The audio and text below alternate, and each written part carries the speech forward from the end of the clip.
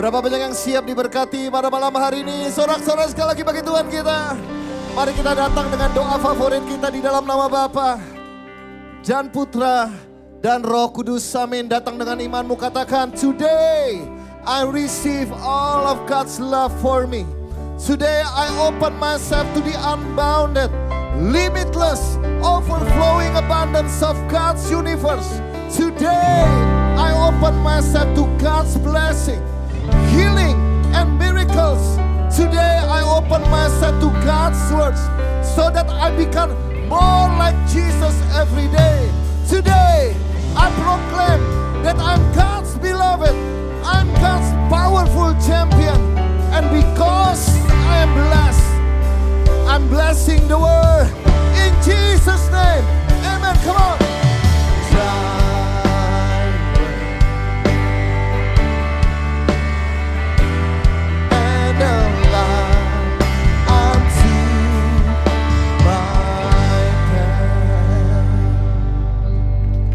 Firman Tuhan malam hari ini kita ambil dari Kisah Para Rasul 2 ayat 1 sampai 6. Boleh kita baca bersama-sama? 3, 2, 1. Ketika tiba hari Pentakosta, semua orang percaya berkumpul di satu tempat.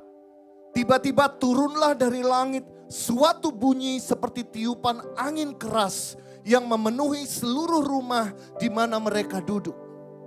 Dan tampaklah kepada mereka lidah-lidah seperti nyala api yang bertebaran dan hinggap pada mereka masing-masing. Maka penuhlah mereka dengan Roh Kudus. Lalu mereka mulai berkata-kata dalam bahasa-bahasa lain seperti yang diberikan oleh Roh itu kepada mereka untuk mengatakannya.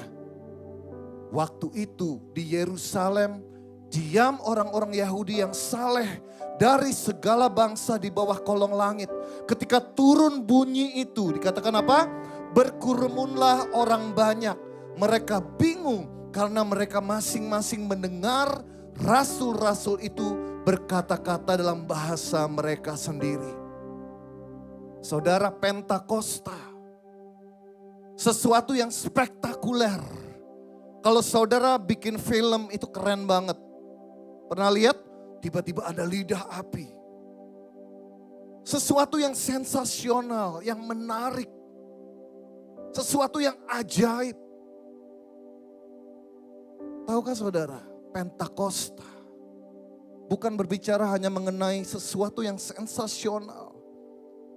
Sesuatu yang bekerja di luar.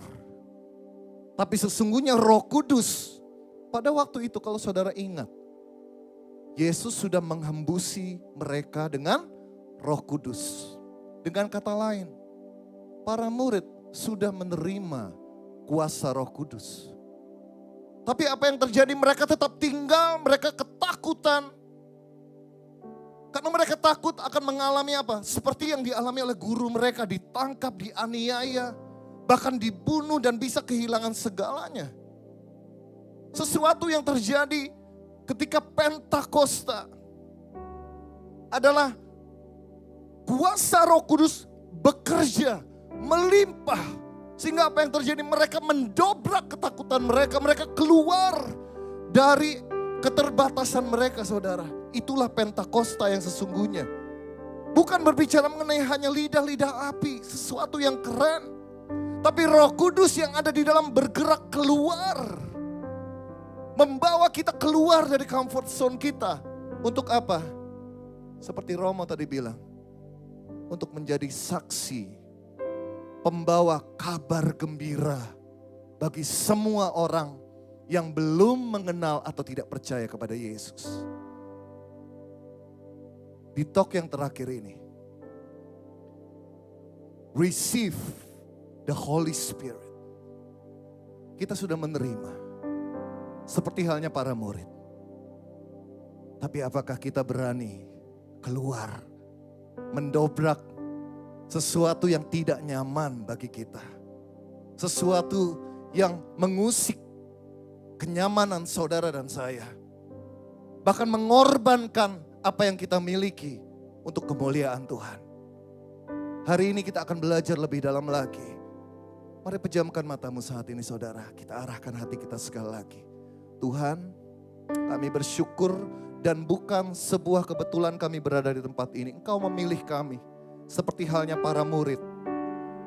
Tapi juga seperti mereka Tuhan. Kadangkala dalam kehidupan kami takut. Kadangkala dalam kehidupan kami, meskipun kami mengatakan bahwa iman tidak hanya timbul dari penglihatan kami. Tapi ketika melihat kenyataan, kami lebih suka untuk menentukan hidup kami dari apa yang kami lihat atau kami rasakan. Tapi Roh Kudus, hari ini adalah waktumu. Waktumu untuk menguasai setiap kehidupan kami. Bekerjalah dari awal, pertengahan hingga akhir acara ini sampai akhir hidup kami. Supaya kami keluar dan menjadi saksi untuk kemuliaan nama Tuhan. Kami menaikkan segala doa kami di dalam satu nama yang penuh kuasa, di dalam nama Yesus sebagai Tuhan dan Juru Selamat kami. Amin. Angkat tanganmu saudara, katakan. Thy word is a lamp unto my feet and a light unto my path. Berikan sorak-sorai kemuliaan bagi Tuhan kita. Katakan kiri kananmu, Tuhan akan berbicara kepada engkau malam hari ini. Amin. Silakan duduk teman-teman yang terkasih dalam Tuhan. Wow. Ada sebuah pertanyaan, how do you know if you've already received the Holy Spirit? Gimana caranya kita tahu bahwa kita itu sudah menerima Roh Kudus? Dan tidak hanya menerima, karena kita tahu bahwa ketika kita dibaptis, sesungguhnya kita sudah menerima kuasa Roh Kudus. Amin. Roh Kudus ada di dalam diri kita. Jadi kalau kita bilang, oh aku minta Roh Kudus untuk memenuhi aku, sesungguhnya itu agak kurang tepat. Kenapa? Sesungguhnya Roh Kudus sudah ada di dalam diri setiap kita, asal kita percaya. Nah, gimana ciri-ciri orang yang hidupnya itu sudah digerakkan, dikuasai oleh Roh Kudus? Kita akan belajar hal tersebut malam hari ini. So next slide. Matius 7 ayat 16 sampai 21. Perhatikan saudara, ini penting. Dikatakan seperti ini. Dari buahnya lah kamu akan mengenal mereka. Dapatkah orang memetik buah anggur dari semak duri atau buah ara dari rumput duri? Demikianlah setiap pohon yang baik tentu saja menghasilkan buah yang baik. Sedang pohon yang tidak baik menghasilkan buah yang tidak baik. Tidak mungkin pohon yang baik itu menghasilkan buah yang tidak baik. Ataupun pohon yang tidak baik itu menghasilkan buah yang baik. Dan setiap pohon yang tidak menghasilkan buah yang baik pasti ditebang dan dibuang ke dalam api. Yesus itu kalau memberikan pengajaran itu sederhana sekali lagi. Ya, saya suka Yesus ini ternyata suka buah-buahan. Jadi saya yakin Yesus itu sehat. Ya kan? Cuma kalau saya mungkin beda, kalau Yesus suka pohon ara gitu ya, buah ara yang sehat-sehat gitu ya di Israel. Saya suka buah duren. Anyway, kembali ke hal tersebut. Jadi jelas di sini saudara, kalau saudara mengharapkan sesuatu yang baik, berarti saudara harus melakukan sesuatu yang baik. Sama halnya seperti hukum tabur tuai. Berapa banyak di antara kita yang mengharapkan kita menuai hal yang baik dalam hidup ini? Boleh angkat tangan? Nah, pertanyaannya adalah menuai hal yang baik itu adalah result. Itu adalah akibat dari sesuatu yang saudara lakukan. Dalam hal ini kita kembali berarti untuk menuai sesuatu yang baik dalam kehidupan kita. Apapun itu, apakah untuk diri kita sendiri, apakah untuk seseorang yang saudara sayangi, untuk keluarga saudara dan lain sebagainya. Berarti ada sesuatu yang harus kita lakukan. Ya, sesuatu yang sederhana. Makanya saya sangat suka. Kemudian kalau bicara mengenai buah. Dunia ini selalu menilai sesuatu itu dari luar. Kebanyakan. Ya, sosial media. Ada yang ambil foto, kelihatan jelek, kemudian saudara posting. Saudara nggak peduli apa adanya, apa pendapat orang. Jarang orang seperti itu. Kebanyakan apa? Dengan banyaknya aplikasi kita berusaha membuat sudut-sudut yang membuat seseorang yang mungkin terlihat lebih kecil dari aslinya. Atau mungkin di sini ada teman-teman muda sekarang kan lagi ngetren ya.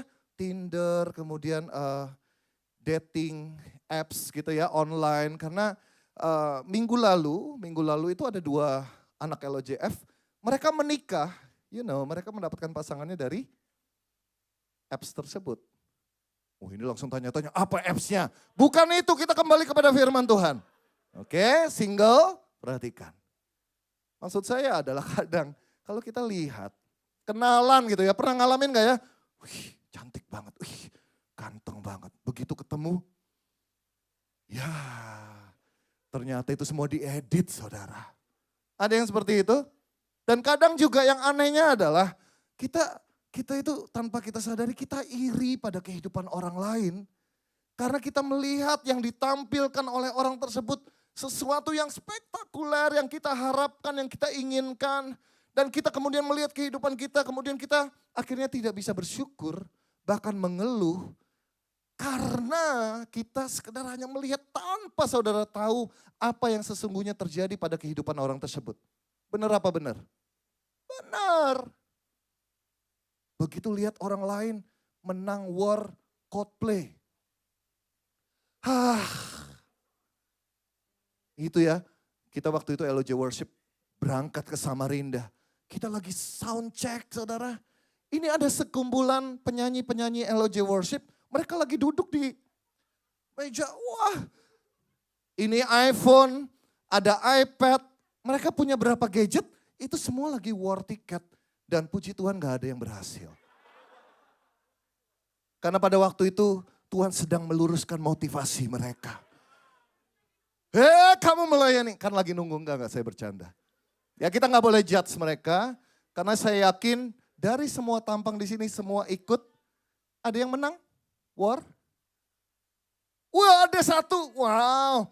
Kita akan bertemu bro 15 November, sorry ya guys. Sorry. Sombong ya, sorry ya. Kalau ada yang mau nawar tiket saya nanti kita DM aja. Oke kembali ke sini bahwa saudara, apa yang dialami oleh orang lain tidak bisa hanya digambarkan dari luarnya aja.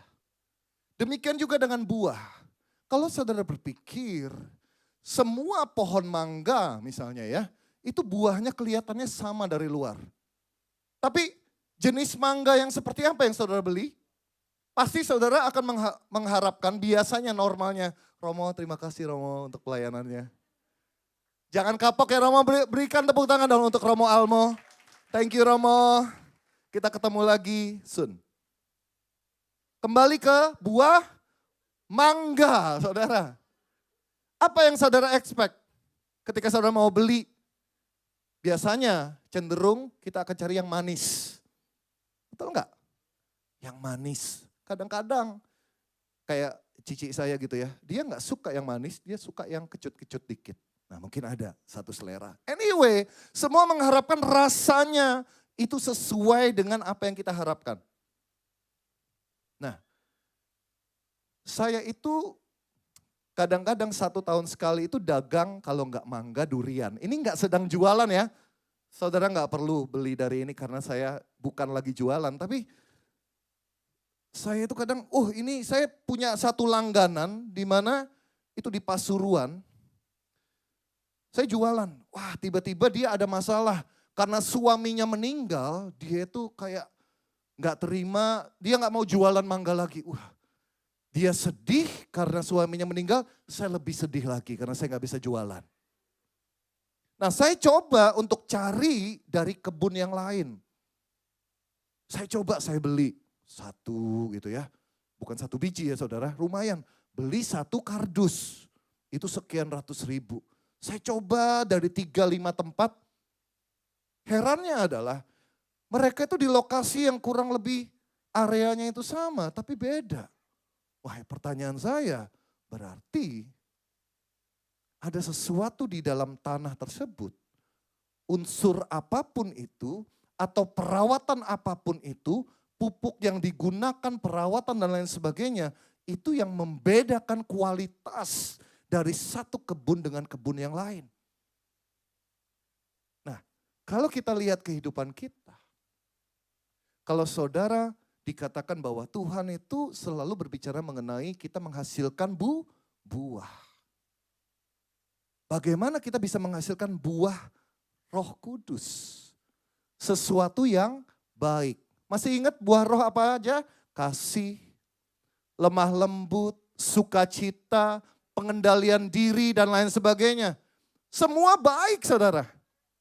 Tapi herannya kalau kita lihat, kenapa kita tidak seperti apa yang dikatakan oleh firman Tuhan? Berarti kita kembali lagi.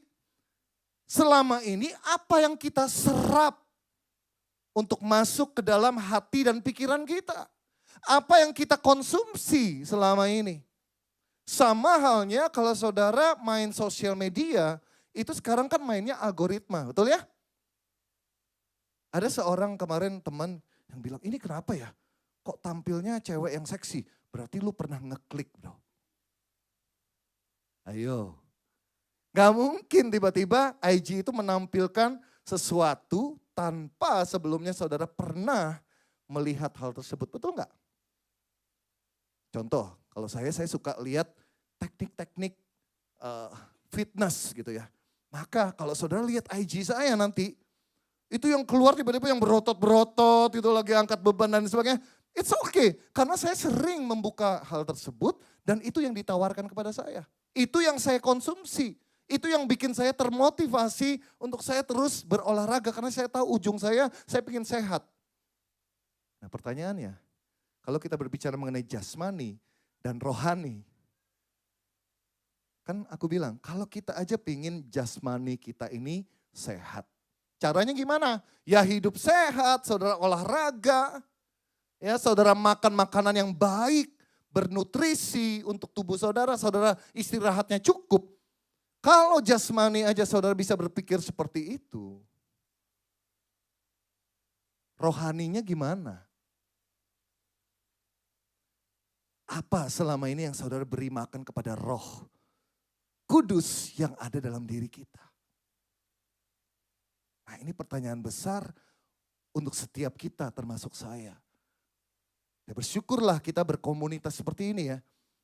Kita ini sedang berusaha menyerap hal-hal yang baik, kebenaran, firman Tuhan, sabda Allah. Kita serap, kita hayati, tapi tidak cukup di sana. Kita harus menghasilkan buah dari apa yang kita serap. Nah, buah itu, ini kalau saya tidak salah dulu pelajaran biologi ya kalau ini ya. Kalau tidak salah, buah itu adalah sebuah kelimpahan makanan. Nah, no wonder kita tidak menghasilkan buah karena selama ini kita tidak berlimpah. Jadi nggak ada sesuatu yang kita bisa simpan. Kita datang kepada Tuhan cuma pada waktu kita butuh aja. Makanya waktu kita butuh kita dapat. Kita habiskan, kita datang lagi kepada Tuhan waktu kita kesulitan. Tapi kalau kita konsisten terus datang kepada Tuhan, saudara gak akan heran. Wah hidup saudara penuh kasih ketika lihat orang lain. Saudara akan tergerak untuk melayani, saudara akan tergerak untuk membantu. Tapi kalau selama ini datang kepada Tuhan, boro-boro cari Tuhan itu karena kerinduan. Kita itu cari Tuhan itu kadang-kadang kalau ada maunya.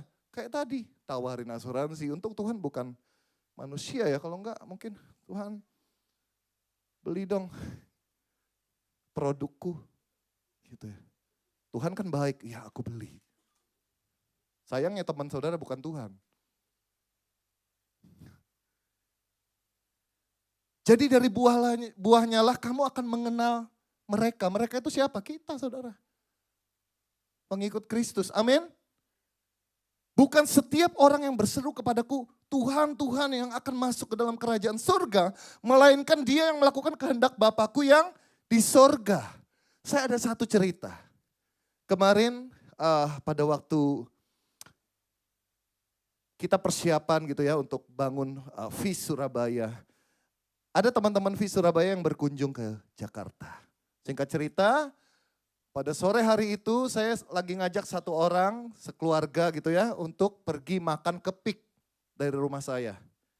Nah, kita melewati tol dalam kota. Saya yang nyetir. Nah, itu nyetir pada waktu masuk tol, saya ada di lajur yang paling kiri. Kalau paling kiri banget, itu kan jalur darurat. Ya, di mana itu menjadi jalur cepat bagi orang-orang tertentu. Gitu ya. Ya, gitu ya. Karena kuasa yang diberikan oleh lampu dan lain sebagainya, mereka bisa dengan cepat melewati itu. Nah, itu macet banget pada waktu itu. Wah, saya lihat ini bisa kepik bisa 1 jam lebih. Kemudian kita lagi ngobrol, dia sedang mendalami LOJF itu apa sih? Saya bilang gini, kita di LOJF itu belajar untuk tepat seperti ini. Bukan yang sekedar rohani-rohani, wow dikit-dikit haleluya. Kaget puji Tuhan gitu ya. Saudara kesandung haleluya. Bukan itu saudara yang dicari, Tuhan Yesus gitu. Misalnya kita apalagi yang latah-latah dipukul gini kalau dia rohani, puji Tuhan gitu kan. Bukan seperti itu kan. Tapi saya bilang, saya suka sering pakai kalimat seperti ini. Tuhan itu bukan cari pembawa firman. Tuhan itu cari pelaku firman. Waktu saya ngomong kayak gitu, langsung diuji saudara. Macet gitu, berhenti tiba-tiba kan. Dan terlihatlah tawaran yang begitu menggiurkan di sebelah kiri. Mobil bagian belakang saya tiba-tiba sudah rating kiri, kemudian dia lewat dengan santainya sambil mungkin dalam hati dadah-dadah gitu ya. Enjoy. Teman dari Surabaya ini bilang, loh kok lewat kiri aja enak itu lancar. Saya bilang, ini yang saya maksud tadi. Kita menjadi pelaku firman, makanya pelaku firman itu saudara jangan berpikir yang muluk-muluk. Lewat hal sederhana yang kita lalui setiap hari. Kemudian tiba-tiba itu kayak ada dorongan dalam hati saya dan saya tahu bahwa itu ternyata itu adalah suara Roh Kudus. Apa yang saya lakukan? Dari jalur paling kiri, itu kan ada 3 jalur ya, tol dalam kota ya. Saya pindah ke paling kanan. Kemudian dia tanya, loh kok kenapa kamu harus pindah ke kanan? Karena aku tahu aku gak cukup kuat untuk menghadapi godaan di sebelah kiri. Loh benar gak? Kalau saudara semakin dekat dengan godaan tersebut, akan dengan gampangnya saudara untuk tiba-tiba khilaf. Itu yang banyak dialami oleh orang-orang. Nah, Roh Kudus ini, saya juga gak sadar pada waktu itu, kok saya jadi berhikmat. Serius. Dan ketika saya sadar bahwa sebenarnya itu bukan saya, justru ini membuktikan bahwa kalau tidak ada Roh Kudus, tidak akan ada hikmat dari Tuhan seperti itu. Saya akan menjalankan menurut kedagingan saya. Menurut apa yang saya mau, apa yang saya mengenakkan buat saya, membuat saya nyaman. Bukankah itu dalam kehidupan kita sehari-hari kita berikan tantangan-tantangan untuk memilih. Saya sengaja parkir di paling kanan. Kenapa? Jauh dari godaan. Makanya kalau ada godaan, jangan saudara pernah merasa kuat. Saya bilang ke dia, waktu itu saya bilang ke dia, justru kalau ada godaan, kamu harus menjauh. Karena belum tentu kita dalam situasi di mana kita bisa kuat secara iman. Saya berpikir, kok ada hikmat seperti itu? Definitely, ini pasti Roh Kudus. Pernah mengalami hal tersebut? Tiba-tiba saudara bijaksana, ada orang sampai heran, really? Kamu bisa ngomong kayak gitu? Pernah gak ngalamin kayak gitu? Saya sering, gitu ya. Terima kasih untuk ketawanya. Next slide. Nah ini saudara Galatia 5 ayat 22 sampai 23. Boleh kita baca bareng-bareng gak? Tetapi buah roh ialah kasih, sukacita, damai sejahtera, kesabaran, kemurahan, kebaikan, kesetiaan, kelemah lembutan, penguasaan diri. Tidak ada hukum yang menentang hal-hal itu. Tapi pernah nggak saudara tanya, tapi saudara mungkin juga ada beberapa yang tahu. Di situ aneh ya, ada berapa nih? 1, 1, 2, 3, 4, 5, 6, 7, 8, 9. Tapi kenapa dikatakan tetapi buah roh? Bukan sesuatu yang jamak loh. Ini tunggal saudara. Kalau saudara cek bahasa Inggrisnya, fruit of spirit. Karena apa? Karena itu merupakan satu kesatuan. Dan ada satu kata yang bisa merangkum semuanya itu, yaitu apa? Love. Buah roh itu adalah kasih. Coba lihat kanan, kiri kananmu, katakan, yuk kita menjadi pribadi yang mengasihi. Next slide. Boleh baca bersama-sama 1, 2, 3. The job of the Holy Spirit is to make you love like Jesus. Saudara, kalau kita berkumpul, kita melakukan kegiatan rohani, tapi kita tidak semakin mengasihi, ini jadi tanda tanya. Itulah kenapa kalau saudara lihat seakan-akan Yesus itu sentimen sama orang Farisi.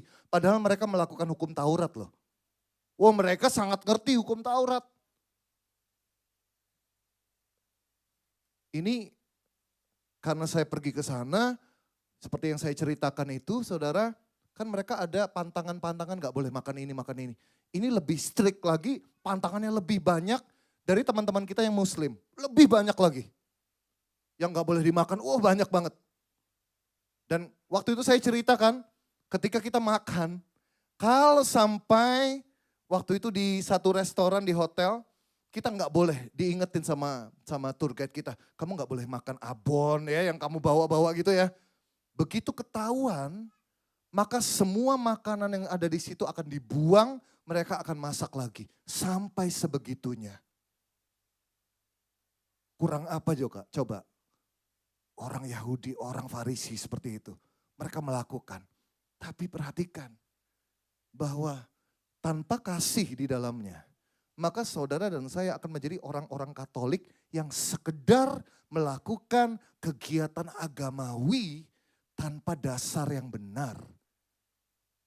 Itulah kenapa saya rindu melalui komunitas ini. Yuk kita menjadi orang-orang Katolik yang mengasihi. Dan mengasihi itu gak pilih-pilih. Mengasihi itu lintas agama. Mengasihi itu lintas suku, ras dan lain sebagainya.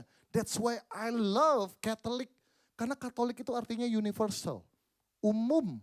Semua. Kalau dunia ini berusaha memecah belah kita, warna kulit lah, agama lah dan lain sebagainya. Tuhan itu enggak memandang seperti itu. Tuhan itu memandang setiap kita itu berharga. Kita itu serupa dan segambar dengan Kristus. Amin saudara. Ayo kita keluar. Kalau saudara punya teman gak cuma milih aku cuma mau temenan sama orang Katolik. Oh bukan itu. Mari kita menjadi terang itu kepada semua orang tanpa pilih-pilih. Amin. Next. Boleh baca sama-sama 3, 2, 1. The job of the Holy Spirit is to make you live like Jesus. Ayo kita hidup seperti Yesus. Hidup yang seperti apa? Kalau saudara bingung gimana aku harus hidup seperti Yesus itu gimana? Apakah aku harus berkumpul dengan, aku ngumpulin 12 orang, kemudian ketemu mereka setiap hari, hidup bersama mereka. Bukan itu maksudnya saudara. Hiduplah dengan apa yang diajarkan melalui Tuhan memakai gereja kita. Melalui firman, ya kan? Melalui tradisi, magisterium, semua pengajaran-pengajaran itu sesungguhnya adalah membuat kita hidup seperti Yesus hidup. Amin. Gimana hidup Yesus sih menjadi berkat? Dengan kata lain, perhatikan. Yesus mengajarkan kita itu hidup tidak hanya untuk kepentingan diri kita sendiri. Tapi keluar untuk menjadi dampak, menjadi berkat bagi sesama kita, jadi keluarga kita. Amin. Next slide. Nah, gimana? Yohanes 14 ayat 15 sampai 18. Jikalau kamu mengasihi aku, kamu akan menuruti segala perintahku. Aku akan minta kepada Bapa dan ia akan memberikan kepadamu seorang penolong yang lain. Supaya ia menyertai kamu selama-lamanya, yaitu roh kebenaran. Hari ini kita berbicara mengenai Pentakosta. Seperti saya bilang tadi, seringkali Roh Kudus itu kita jadikan anak kos. Saudara tahu anak kos? Haknya anak kos itu, ya kalau dia tinggal di kos-kosan, maka dia punya wewenang itu cuma di kamar kos, paling banter ruang tamu. Berapa banyak yang pernah kos di sini?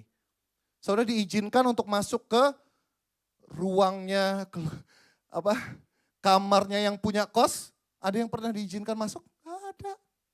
Nah itu kita memperlakukan Roh Kudus itu kayak gitu. Oke, kamu di situ aja. Kalau aku perlu, nanti aku panggil kamu. Oke, kita tidak membiarkan Roh Kudus itu menguasai seluruh hidup kita. Jadi itu yang namanya kadang-kadang kita kompromi itu seperti itu. Kita lihat, kalau misalnya kayak gini, ini saya yakin Roh Kudus sedang bekerja. Buktinya gak ada yang pulang. Ya, tapi begitu kita dihadapkan pada pilihan-pilihan dalam hidup, tunggu dulu. Kalau ini menguntungkan buat aku, meskipun ya nipu-nipu dikit, salah-salah dikit, keluar dikit dari kebenaran firman, Tuhan tahu kebutuhanku. Nantilah Tuhan, kalau sampai aku dapat hasil dari ini, aku akan menebus dosaku dengan persembahan.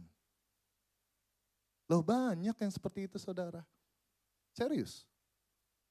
Ya, kolektornya banyak tiba-tiba. Kenapa? Aku dapat berkat. Tapi ternyata dari hasil yang tidak benar. Misalnya. Nah ini loh.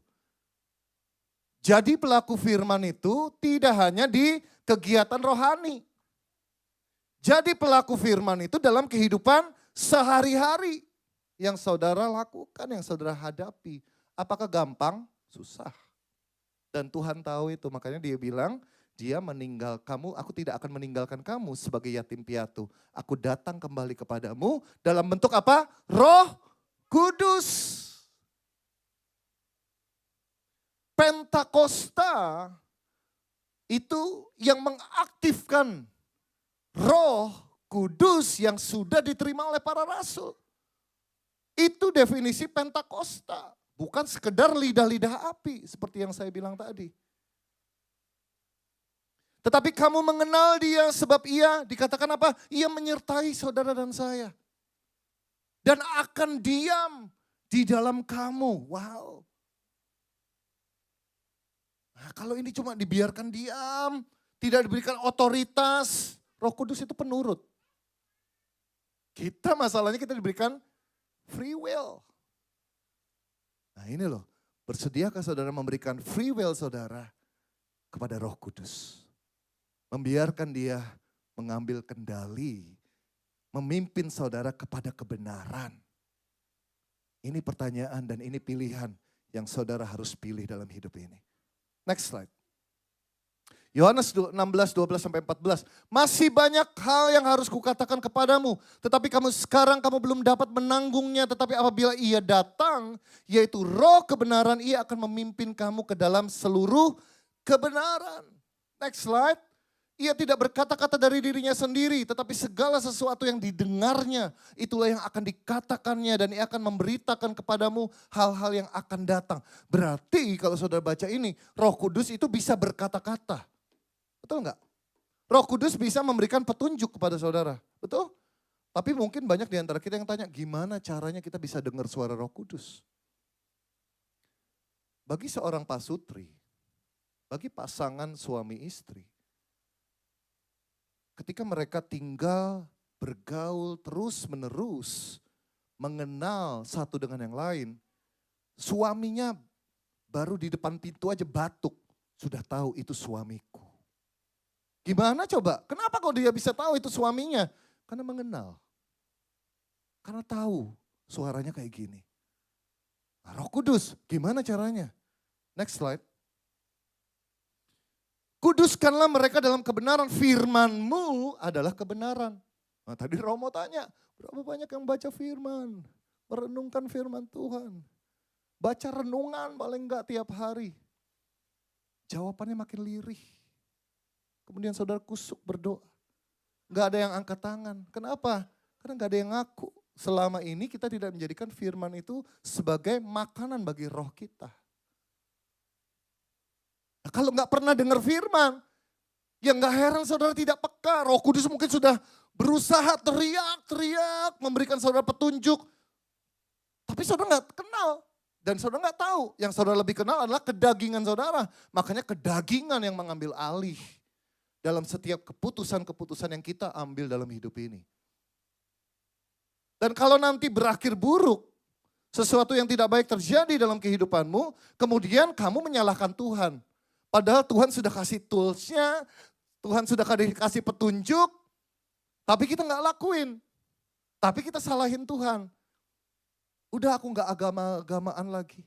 Udah aku nggak usah ikut persekutuan doa lagi, nggak usah misa lagi.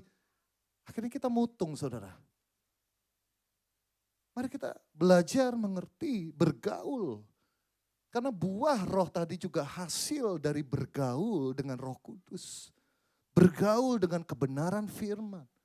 Ajaran-ajaran dari gereja kita. Coba saudara explore lebih lagi, belajar lebih lagi.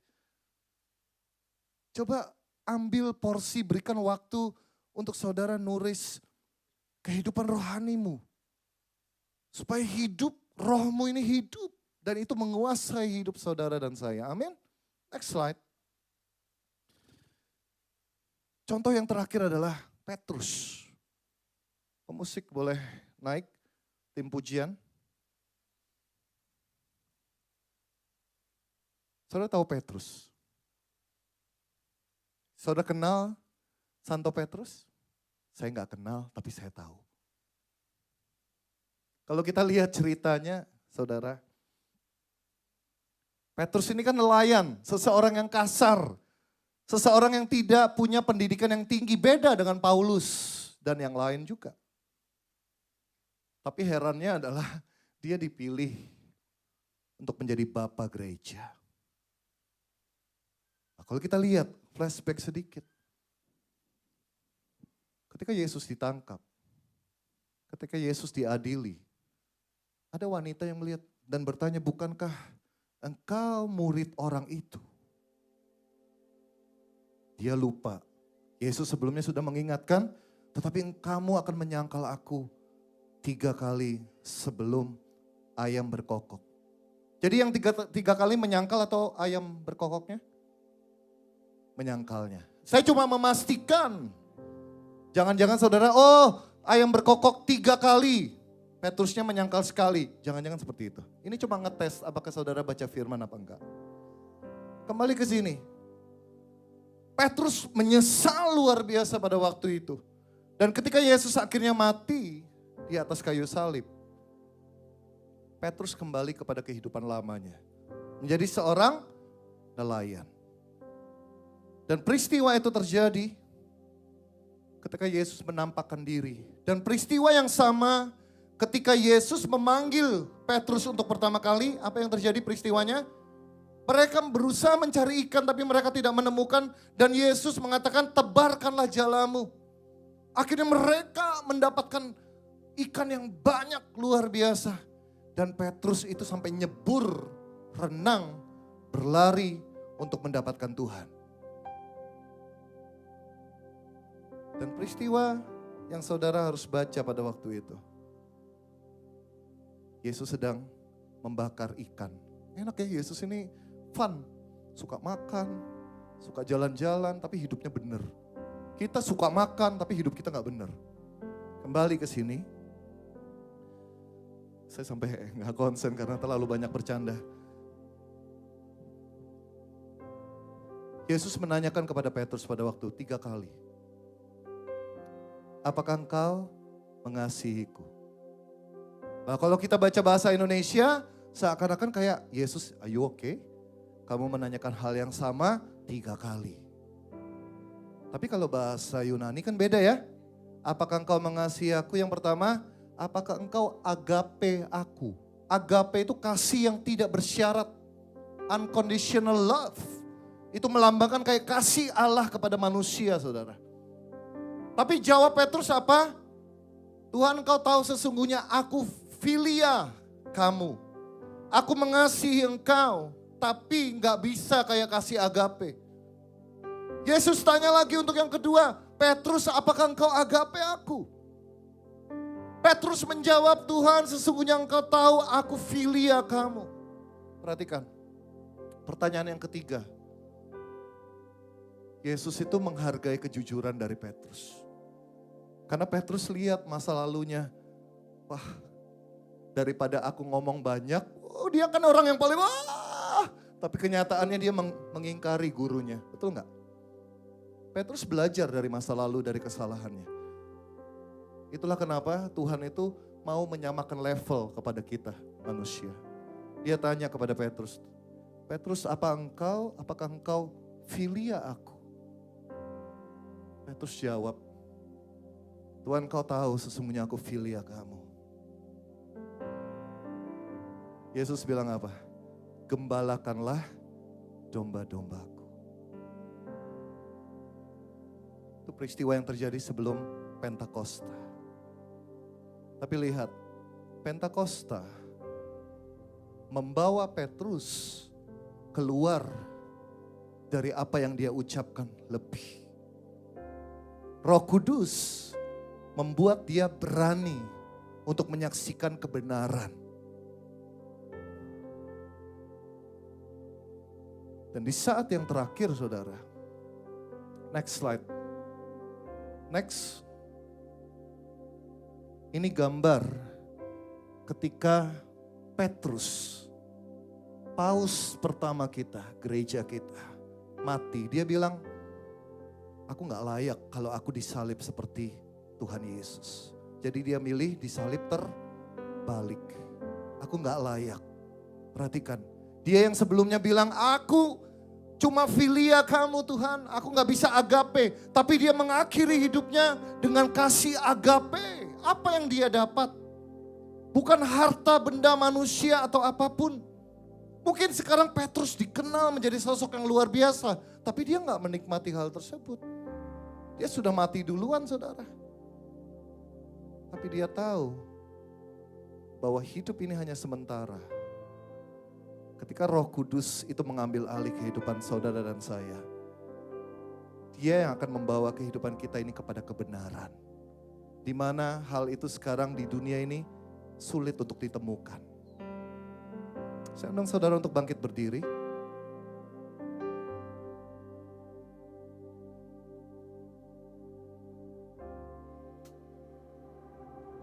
Tahukah saudara bahwa penampilan luar itu penting?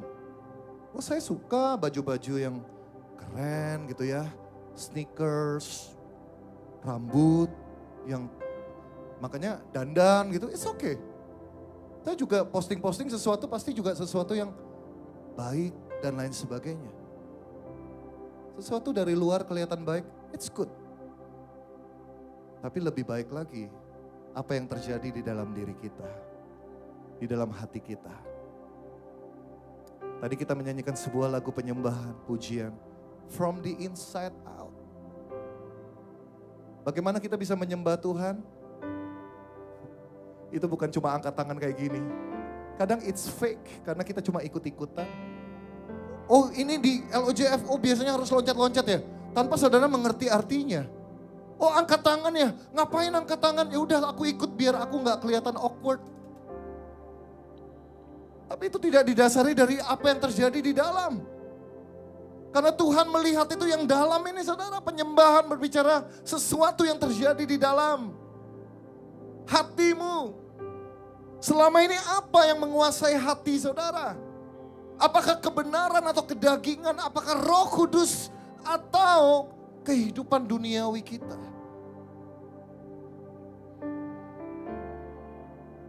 Saat ini sembah Dia sekali lagi dengan pujian ini. Everlasting Lord.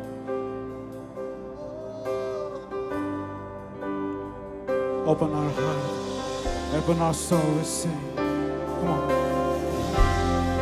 My heart and my soul, I give you control. Consume me from the inside out, Lord. Let justice and praise become my embrace. To love you from this in my heart and my soul. My heart and my soul. I give you control.